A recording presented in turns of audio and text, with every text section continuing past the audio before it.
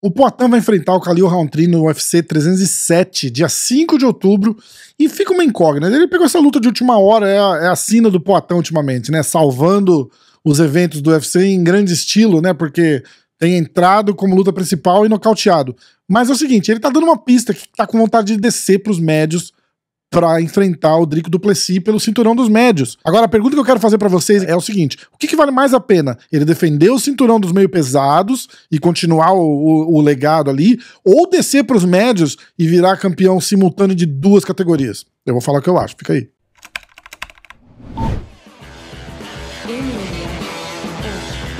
Olha, pessoal, primeiro de tudo, já deixa o like aí, aperta esse botão aí 1 milhão de vezes e deixa o like no vídeo. Aliás, não aperta 1 milhão de vezes, senão vai dar o like e vai sair o like, né? Aperta uma vez só, mas deixa o like. Depois do vídeo acabar, se você não gostar, volta e diz que não gostou, tudo bem, tá tudo certo. Comenta, mas comenta muito, porque eu sempre leio o comentário, eu comento de volta a grande maioria do que vocês falam aí, eu interajo com todo mundo no chat, então comenta, me diz o que vocês acham, manda pergunta, fala o que vocês estão pensando, que eu adoro ler o comentário de vocês, beleza? Bora pro vídeo. Só pra ter valor a resenha, eu vou pular essa luta do Poatan contra o Khalil Rountree, e assumindo que ele ainda é o campeão depois dessa luta, tá? Eu vou fazer um vídeo falando o que eu acho dessa luta, eu vou até dar uma prévia aqui que eu acho que o Poatan não vai tomar conhecimento do Khalil Rountree, não desmerecendo o cara, fica meio difícil quando eu falo assim, dizer que não tá desmerecendo, né, mas não desmerecendo o Khalil Rountree, mas os caras não estão no mesmo nível, né, não tem planeta que o Khalil Rountree se equipara na técnica, na trocação ali com o Poatan. Quer dizer que ele não pode ganhar? Absolutamente não, pode entrar uma mão, o cara é forte, bate bem, mas as chances são pequenas, mas é óbvio que existe chance, claro, não tô renegando isso, mas isso é assunto para um outro vídeo. Então, assumindo que essa luta passou e o Poatan ainda é campeão, qual é o próximo passo? Continuar defendendo o cinturão dos meio pesados e manter o legado ali? Porque, cara, a luta mais perigosa, na minha opinião, pro Poatan foi com o Prochazka. Porque a gente fala de estilos, a gente fala de daquele estilo clássico do trocador, né? O que um cara com o nível de trocação que o Poatan tem enfrentando outro cara da trocação, o que o outro cara pode entregar de surpresa pro Poatan, que o Poatan não vai ver o cara armando ou preparando ou armando o golpe, então não existe, é muito difícil. Por isso, baseado nisso, eu falava que a luta mais perigosa pro Poatan era o Jiri Prochazka, porque ele foge desse estilo tradicional de trocação. O cara é muito louco, né? Dá umas piruetas, vira cambalhota, cotovelada giratória daqui e dali, e você não consegue se preparar para isso. Então e um poder de nocaute absurdo, né? Então o risco que o Poatan tinha numa luta contra o Prochazka é muito maior do que numa luta contra o Khalil Rountree, que vai lá fazer o arroz com feijão muito bem, por sinal, de novo, não tô desmerecendo o cara, mas quando a gente compara um cara contra o outro, não tem argumento, não tem estudo, não tem nada que me faça tirar da cabeça que o Poatan vai ganhar. Vou cravar de novo aqui que o Poatan ganha essa luta e ganha fácil, tá?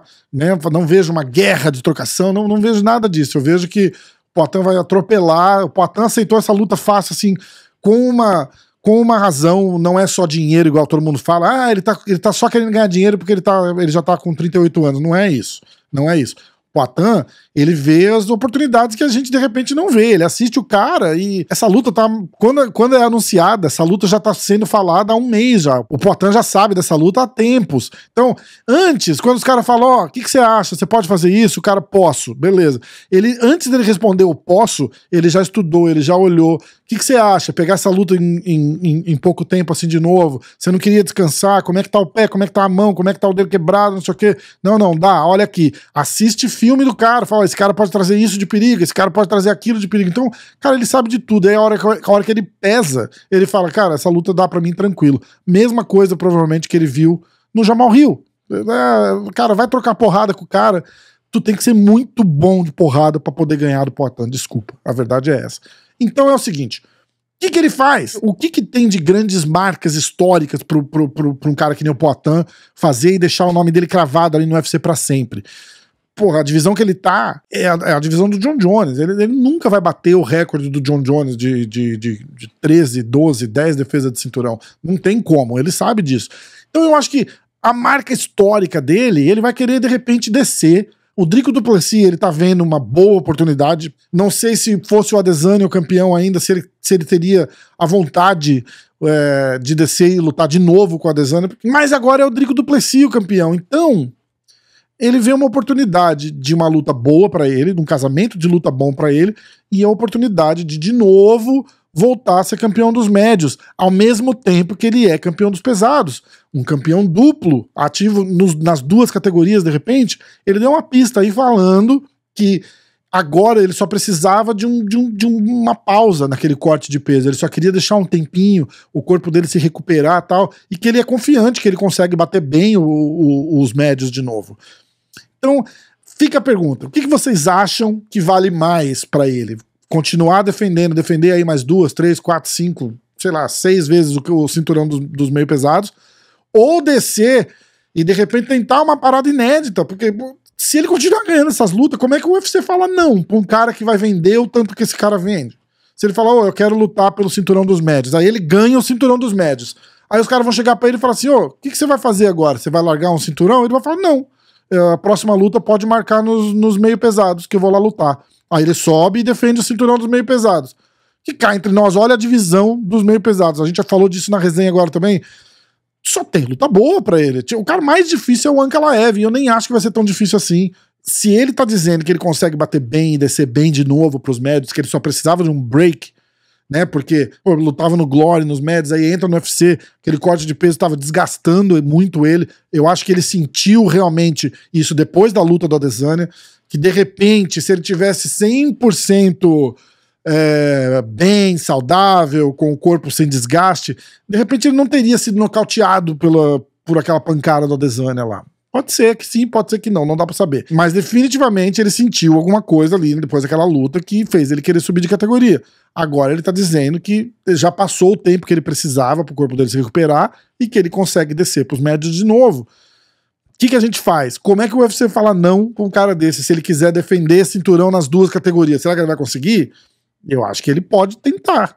Eu não tenho certeza, de novo, eu não tenho certeza desse corte de peso, como é que ele vai se sentir. O Parrumpinha falou na resenha hoje aqui, falou que, cara, achar que dá, todo mundo acha, até faltar aquele último quilo pra cortar. Aí é que vem a situação de verdade e que a gente vai saber de verdade o que acontece. Mas, na minha cabeça, se ele conseguir ser ativo nas duas divisões, ia ser um negócio histórico que ninguém faz, porque todo mundo é campeão nas duas divisões, mas acaba escolhendo uma e continuando em uma. Então, campeão simultâneo, vocês podem até me corrigir de cabeça.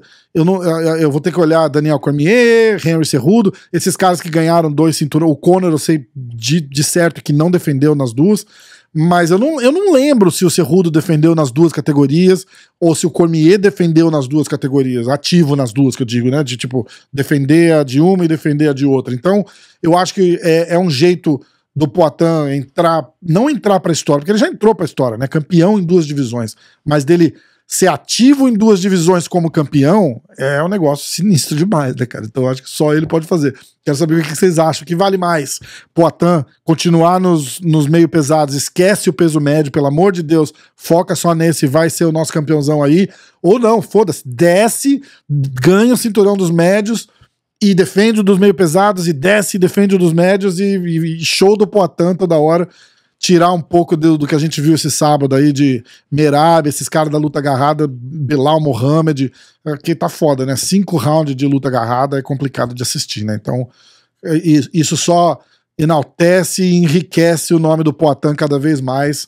Eu tô no barco do Poatan, não sei vocês, beleza? Ó, se inscreve no canal se você gostou do vídeo, deixa o like no vídeo, comenta, que eu gosto de ler o comentário de vocês, eu respondo todo mundo, quase todo mundo, e eu quero saber o que vocês acham, beleza? Valeu, um abraço, até o próximo.